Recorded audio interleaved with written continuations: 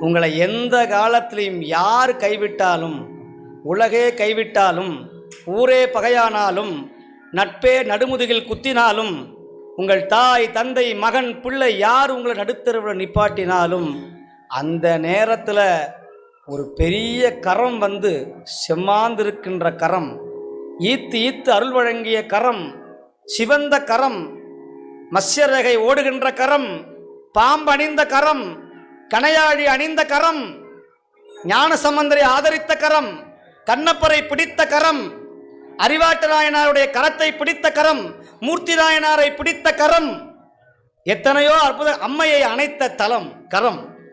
எந்த கரம்? சிவபெருமானுடைய திருக்கரம். அந்த திருக்கரம் உங்களை என்னைக்கும் கைவிடாது விடாது. கைவிட மாட்டான் கனகசபேசன். நம்மை காத்திடுவான், கண்ணால் பார்த்திடுவான்.